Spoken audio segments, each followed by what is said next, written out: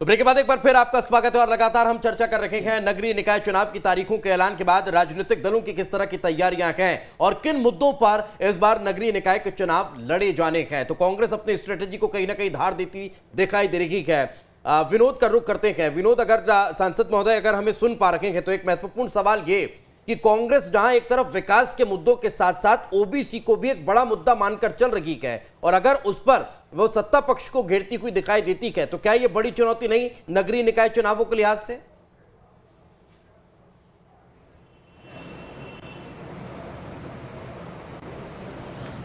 एक बार अपना सवाल दोहराइए विनोद। सवाल ये क्या सवाल था? दूसरा सवाल ये कि कांग्रेस इन नगरीय निकाय चुनावों में विकास के साथ साथ ओबीसी के कार्ड को भी खेलती दिखाई दे रही है, ओबीसी के मुद्दे पर भी भारतीय जनता पार्टी को घेरती दिखाई दे रही है। क्या यह चुनौती बीजेपी के लिए नहीं है और क्या इसकी कोई कार्ड बीजेपी के पास?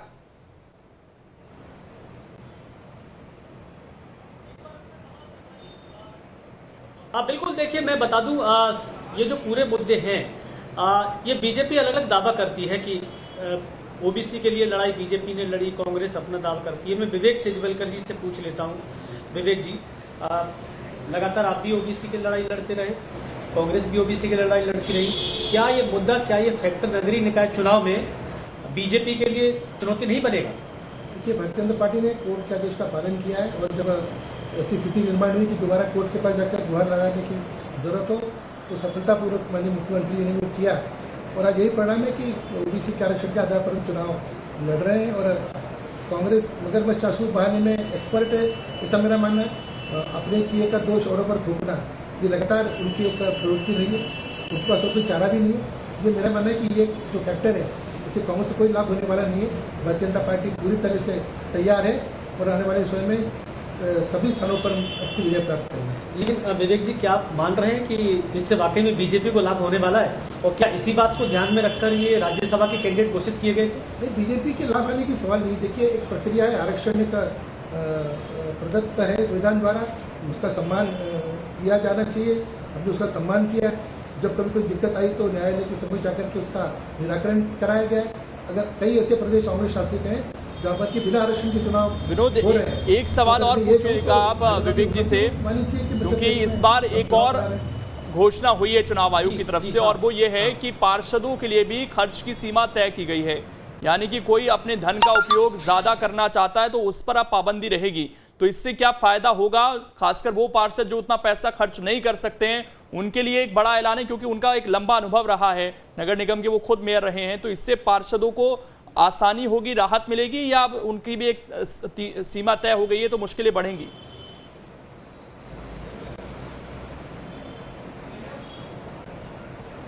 बिल्कुल, देखिए मैं विवेक जी से पूछ लेता हूं। विवेक जी, इलेक्शन कमीशन ने कहा है कि इस बार पार्षदों को भी अपने खर्च का ब्यौरा देना होगा और जो अनाप शनाप खर्च करते हैं उस पर पाबंदियां लगा दी गई हैं। चूंकि आप मेयर भी रहे, आपने परिषद के साथ लंबे समय तक काम भी किया है, इसका कहीं पार्षदों को नुकसान होगा या फायदा होगा, किस रूप में आप देख रहे हैं?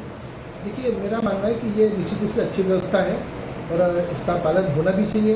नियम सबके लिए बराबर होना चाहिए। अगर ये जनप्रतिनिधियों का चुनाव है तो पार्षद चुनाव के लिए भी अगर इस तरह की कोई सीमा रखी गई है तो मेरा मानना है उचित है। और वैसे अगर ईमानदारी से काम किया जाए तो इतना छोटा चुनाव क्षेत्र होता है, कई बार कई 20-25 हज़ार मतदाता होते हैं, तो मेरा मानना है कि अगर पार्टी ठीक से काम करे और उम्मीदवार अगर ठीक से काम करें, जनता के बीच में जाए, अपनी उपलब्धियाँ लेकर के जाए, तो एक बहुत बड़ा भी पैसे का रोल या धन का रोल उसमें होता है, ऐसा मेरा मानना नहीं है।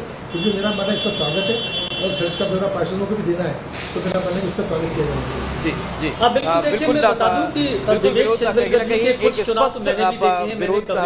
बिल्कुल विनोद, एक स्पष्ट कहीं ना कहीं जवाब देते हुए विवेक नारायण शेजवलकर नजर आ रहे हैं। बहुत बहुत शुक्रिया विनोद आपका भी और शेजवलकर साहब का भी हमारे साथ चर्चा में जुड़ने के लिए। मैं दिव्या जी आपसे कमेंट लूं, लेकिन उससे पहले संगीता जी से एक कमेंट लेना चाहूंगा। संगीता जी, सिर्फ साधन की सियासत पर फोकस कांग्रेस पार्टी करती नजर आएगी ओबीसी के लिहाज से, या फिर कुछ और ऐसे महत्वपूर्ण विषय और मुद्दे रहेंगे जिन पर चुनाव लड़ने के लिए तैयारी है?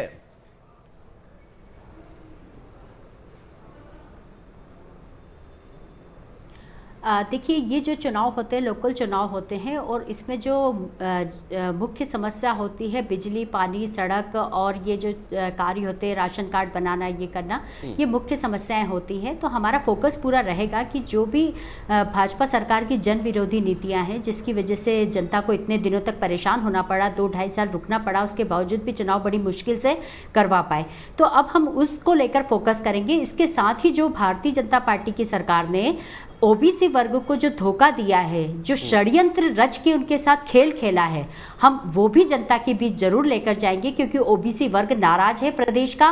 वो जानते हैं कि शिवराज सिंह चौहान जी केवल बातें करते हैं, घोषणाएं करते हैं, पर कार्य नहीं करते हैं। एक छोटी सी कार्यकर्ता भारतीय जनता पार्टी की ओबीसी वर्ग से अगर वो थी तो उसे चुनकर वो तो उच्च सदन भेज रहे हैं, लगातार प्रतिनिधित्व बढ़ रहा है, सिर्फ प्रदेश में नहीं राज्यसभा तक में बढ़ा रहे हैं।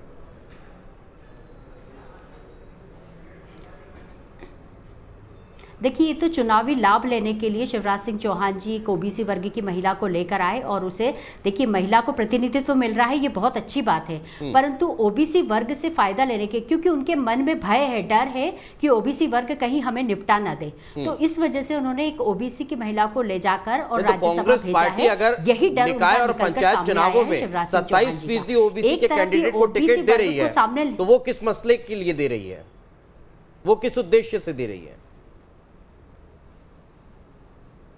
देखिए, ये तो हाँ, मैं यही बता रही हूँ आपको, कमलनाथ जी ने जैसे ही ये फैसला आया था ओबीसी वर्ग के आरक्षण को लेकर, जब सुप्रीम कोर्ट से फैसला आया था उसके तुरंत बाद कमलनाथ जी ने सबसे पहले घोषणा की थी कि हम टिकट जो बंटवारा होगा उसमें 27% जो आरक्षण है ओबीसी वर्ग को हम अपनी पार्टी की तरफ से देंगे। उसके तुरंत बाद शिवराज सिंह चौहान जी ने भी ये ट्वीट कर दिया कि हम भी देंगे।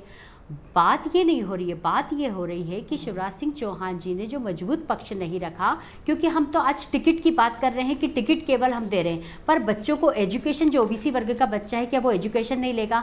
क्या जो सरकारी नौकरियां है क्या वहाँ पर ओबीसी वर्ग को फायदा नहीं मिलेगा? ये तो हम केवल पार्टी के लेवल पर 27% आरक्षण देने की बात कर रहे हैं, परंतु कमलनाथ जी चाहते थे कि हर क्षेत्र में उन्हें 27% आरक्षण मिले, जो शिवराज सरकार नहीं दे पाई। इन्होंने एक पिछड़ा वर्ग आयोग जो था उसे बदलकर पिछड़ा वर्ग कल्याण आयोग बना लिया, जो कि असंवैधानिक था, और वो असंवैधानिक आयोग से रिपोर्ट लेकर और चुनाव आयोग को दे दी। तो ये जो सारे मसले इन्होंने किए हैं और उसे सार्वजनिक भी नहीं की। यदि पिछड़ा वर्ग कल्याण आयोग से आपने जो रिपोर्ट तैयार करवाई थी उस रिपोर्ट को सार्वजनिक क्यों नहीं की? ये तो उन्हें करवाना चाहिए था, विपक्षी पार्टी को भी करवाना चाहिए था। तो ये जो षड्यंत्र रच के जो इन्होंने ओबीसी को धोखा दिया है, उनके साथ अन्याय किया है, वो जनता के बीच पहुंच चुका है। अब ये ऊपर से केवल राज्यसभा का एक टिकट देकर क्या ओबीसी वर्ग को बहला सकते हैं, फुसला सकते हैं? तो ये तो कदापि गलत है। हम चाहते हैं कि मध्य प्रदेश में यदि सरकार थी और सरकार का मत था, हम उनकी इच्छा थी, क्योंकि उनकी तो इच्छा शुरू से रही नहीं है ना, इसके पहले भी आप कई उदाहरण देख सकते हैं, जहां जहां पर इनकी सरकारें रही है वहां पर जब ओबीसी वर्ग को आरक्षण देने की बात की इन्होंने सरकार गिरा दी। और इस बार भी यही हुआ कि मध्य प्रदेश की सरकार गिराने के पीछे कारण शिवराज सिंह चौहान जी का यही था कि 27% आरक्षण दे रहे थे कमलनाथ जी, मैं दिव्या जी के पास जा रहा हूं, मैं आ रहा हूं, सरकार गिरा दी। तो ओबीसी के लिए इनका बिल्कुल भी मन नहीं है और ये आरक्षण देने के फेवर में बिल्कुल भी नहीं है। दिव्या जी, जो खुद ओबीसी के कैंडिडेट रखे हो, जो खुद ओबीसी का चेहरा हो, और आप और हम सामान्य वर्ग से आने के बाद हम ओबीसी के हितैषी हैं, और वो ओबीसी वर्ग के होने के बाद ओबीसी के विरोधी, बड़ा दिलचस्प है। दिव्या जी, ये जो गैप हुआ है 2 साल के लगभग का, जहां पर अभी जैसा कि बताया भी गया कि कोविड के दौर में भी एक बात और जोड़ना चाहती हूँ सर इसके अंदर, यदि आप सुने तो एक बात और जोड़ना चाहती हूँ। जी जी जी जी, कंप्लीट कर लीजिए संगीता जी, उसके बाद जाता हूँ मैं दिव्या जी के पास। देखिए, मध्य प्रदेश के अंदर पिछले 17 से जी मैं यही बताना चाह रही हूँ कि मध्य प्रदेश के अंदर पिछले 17-18 सालों से भारतीय जनता पार्टी की सरकार है, और 3-3 मुख्यमंत्री जो हैं, आप उमा भारती जी ओबीसी वर्ग से आती थी, बाबूलाल गौर जी ओबीसी वर्ग से आते थे, और खुद शिवराज सिंह चौहान जी ओबीसी वर्ग से आते हैं। उसके बावजूद इन 18 सालों में ओबीसी वर्ग को 27% आरक्षण नहीं दे पाए, और कमलनाथ जी ने 15 महीनों की सरकार में 27% आरक्षण दिया, तो इन्होंने सरकार गिरा दी। दिला नहीं पाए ना, क्योंकि 50% भी कोई फॉर्मूला है ना, हम उसको नहीं नकार सकते। आप 1% भी बढ़ा देंगे 14 से, अब सरकार रहती तो जरूर दिलाते सर, हम तो कैसे दिलाते मैडम, देख लिया हमने। खैर, बिल्कुल दिव्या जी से लुकें। बिल्कुल दिव्या जी, सवाल ये था कि जो गैप हुआ है 2 साल का, जनता जवाब तो मांगेगी इसको लेकर, ये आप लोगों के फेवर में जा सकता है या अगेंस्ट में जा सकता है? क्योंकि कोविड जैसे वक्त में जब निगम पार्षद ना हो तो कितनी दिक्कतों का सामना करना पड़ा होगा। अगर गली मोहल्लों की समस्याएं उसके लिए जनप्रतिनिधि ना हो, किसके पास जाए जनता? तो बहुत बड़ा समय होता है 2 साल का लोकतंत्र के अंदर। मैं बिल्कुल आपसे सहमत हूँ, क्योंकि जो सबसे कठिन समय था, जिस समय पर एक्चुअली वहाँ पे जनप्रतिनिधियों का होना बहुत आवश्यक था, लेकिन कुछ परिस्थितियां इस तरह की बनी कि जब नगरीय चुनाव होने चाहिए थे तब एक सरकार का बदलाव आया और सरकार के बदलाव के साथ ही कोरोना ने दस्तक दे दी और 2 साल का एक जो बहुत लंबा गैप था, वो गैप हम सबको सहना पड़ा। और वो गैप सिर्फ नगरीय चुनाव के लिए नहीं, मुझे लगता है कि वो पूरे विश्व ने उसका बहुत भार झेला है।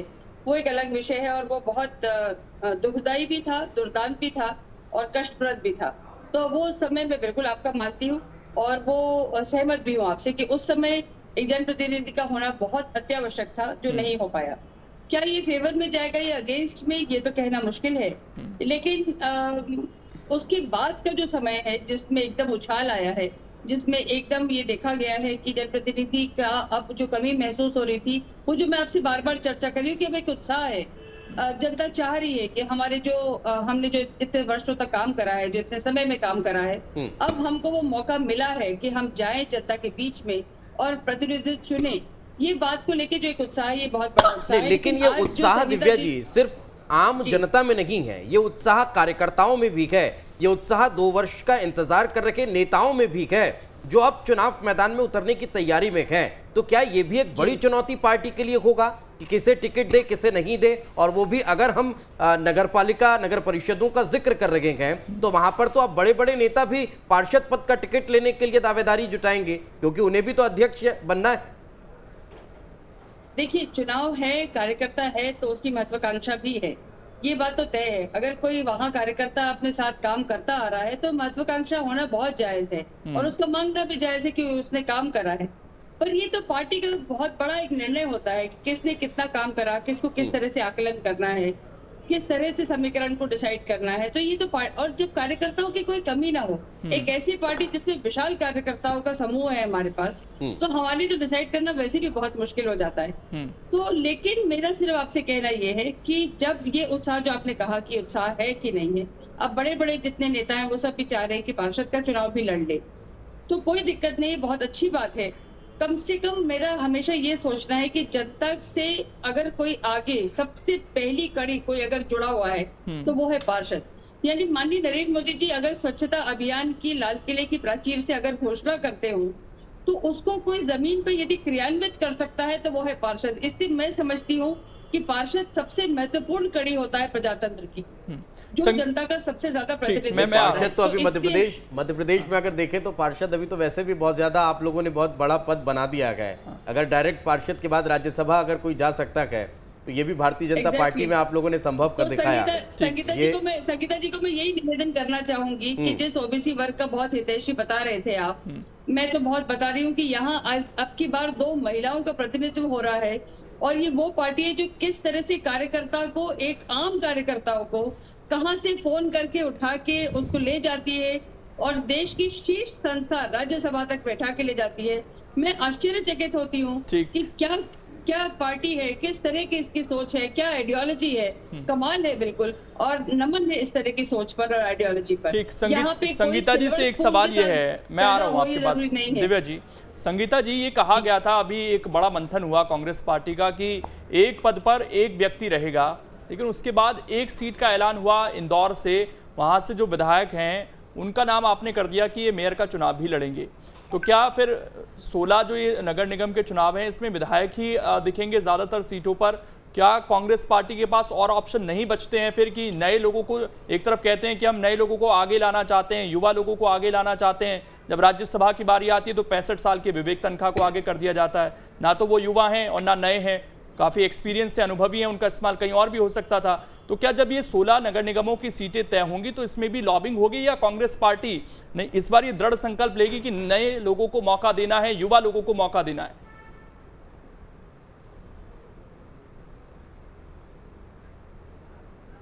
देखिए, आपकी और दिव्या जी का जो क्वेश्चन है बिल्कुल सिमिलर है। मैं दोनों ही बातों का जवाब दे देती हूँ।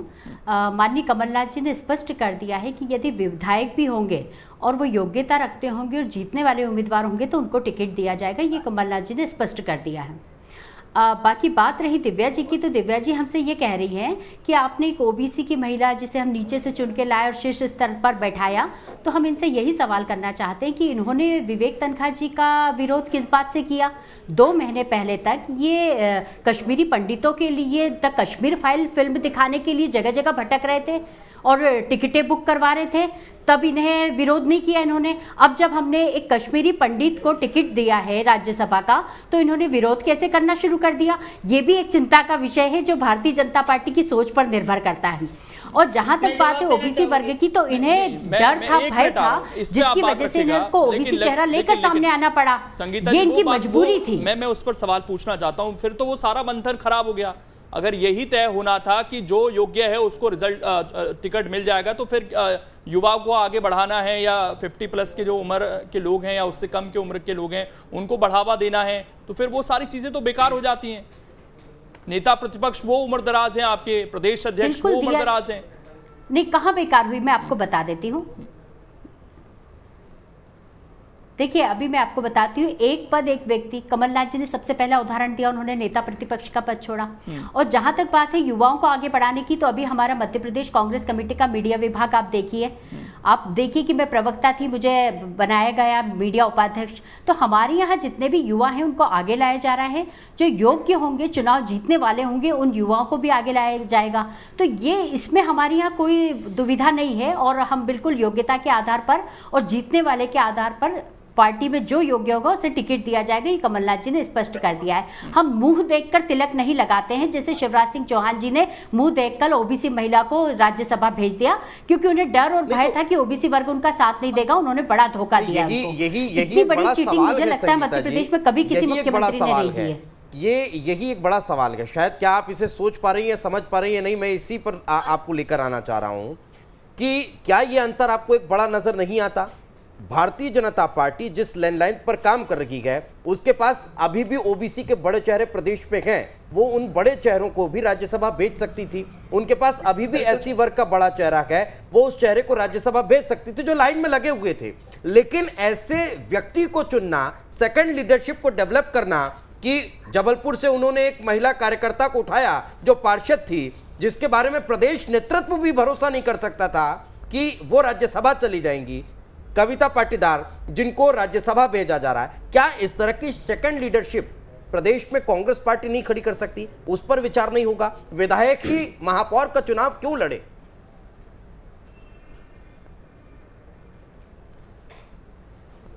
देखिए, हर जगह तो विधायक महापौर का चुनाव नहीं लड़ रहे हैं।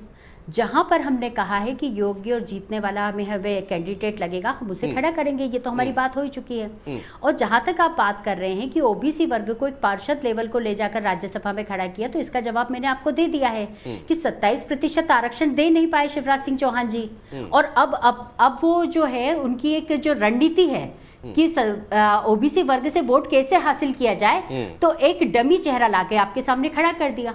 और ये डमी चेहरा ही कहूंगी मैं इसे, क्योंकि ये अगर योग्य व्यक्ति को देना चाहते तो अगर राज्यसभा में जो अपना पक्ष मजबूत तरीके से रख सके तो इन्हें रखना चाहिए था। परंतु इन्हें डर था ना कि हमने ओबीसी को आरक्षण दिया नहीं, ओबीसी वर्ग वोट नहीं देगा, तो डमी चेहरे उठाकर ले आए हैं। ये परिवारवाद और वंशवाद की बात करते थे।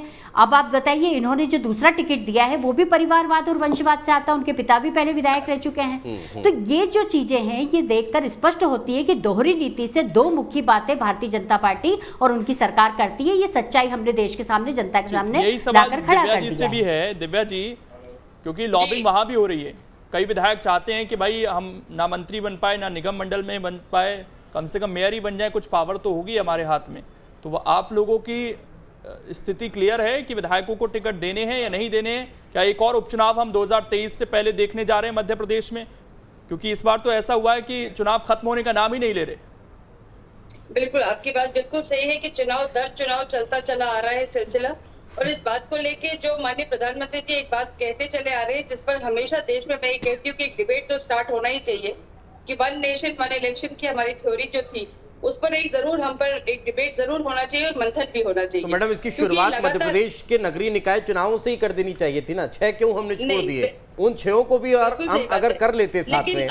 अब माननीय सुप्रीम कोर्ट का आदेश है, फिर कुछ और है, तो फिर वो लगातार एक वो सिलसिला चलता चला आ रहा है, जिसका अब अगर हम नहीं उसको डिनाई कर सकते नहीं, तो उसमें माननीय कुछ सुप्रीम होमवर्क कोर्ट के सरकार आदेश का को भी अभी पालन पूरा करें। नहीं हुआ है। आपने सारा होमवर्क अभी तो करके वहाँ- नहीं दिया, उसकी वजह से वोटर लिस्ट नहीं बन पाई है वहाँ पर, वो नहीं, चुनाव वोटर आयुक्त लिस्ट ने तो बताया। तैयार है, वोटर लिस्ट तो पहले नवंबर में ही सबमिट हो चुकी थी, वोटर लिस्ट तो नवंबर नहीं, में कुछ ही जगह सबमिट हो पर चुकी अभी थी। भी आप लोगों का जो काम है कुछ परिसीमन जगह वगैरह, पर हाँ, अब वो वो चल क्या रहा है। होता है, जब उस नवंबर की बात की और अभी का जो एक स्टॉप गैप रहा, उस स्टॉप गैप में अब फिर कुछ नए वोटर इस बीच में ऐड हो गए, तो उनको ऐड करना, लिस्ट में ऐड कर नहीं पाते। एक तो ये बात। दूसरी बात ये कि संगीता जी से मैं पूछना चाहूंगी, क्या विवेक तनखा जी को वाकई आपने कश्मीरी पंडित होने के कारण टिकट दिया है? तो मैं थोड़ा सा इस बात पे मेरा संशय जरूर है, और मैं पूछना भी चाहूंगी और आप लोगों के माध्यम से पूछना चाहूंगी कि क्या विवेक तनखा जी को सिर्फ इसीलिए टिकट दिया गया क्योंकि वो कश्मीरी पंडित है, या बैकडोर एंट्री थी किसी और विषय को लेकर? ठीक है, मैं जवाब दे दूसरी देती बात- हूँ इसका। संगीता जी, बिल्कुल संगीता इसका जी, जवाब एक इनको और मिलना जवाब- चाहिए डिबेट के चलते में। एक दो और सवाल ले लीजिए ना Let me संगीता जी, एक complete. साथ दीजिएगा। हाँ, लेट मी कंप्लीट। दूसरी बहुत बड़ी बात, अभी चिंतन शिविर अब आपने का- सवाल किया है अभी तो मैं मुझे जवाब दे लगता है- रही थी। हाँ, अभी चिंतन शिविर, अभी मौसम ठंडा ही नहीं हुआ, अभी आपकी सारी चिंतन शिविर की बहुत सारी गाइडलाइंस सोनिया जी ने इशू करी, और वो जो इशू करी उसमें उन्होंने ये भी कहा कि परिवार में से एक ही व्यक्ति रहेगा। तो मैं आपसे निवेदन से बहुत सविनय पूछना चाहूंगी कि क्या राहुल जी इस्तीफा देने वाले हैं या अब सोनिया जी इस्तीफा देने वाली हैं? उन दोनों में से कौन जना रहेगा और कौन नहीं रहेगा, इस बात पे भी बहुत संशय है। और इस तरह के आपके परिवार में से बहुत सारे लोग, माननीय दिग्विजय सिंह उनके पुत्र, माननीय कमलनाथ जी उनके पुत्र, ऐसे बहुत सारे नेता हैं जिनके पुत्रगण साथ साथ में खड़े हुए हैं, दोनों सत्ता में चुने हुए और दोनों उसका गाइडलाइन आनंद तो उठा रहे हैं। आपकी तरफ से भी आई है ना कि परिवार से टिकट ना दिए जाएं, खासकर छोटे चुनावों नहीं, में। हमने तो फिर भी दिए कर जाते ही हैं। दिए हैं, हमने तो बहुत स्ट्रिक्ट गाइडलाइन डिसाइड हो चुकी है, कर दी है।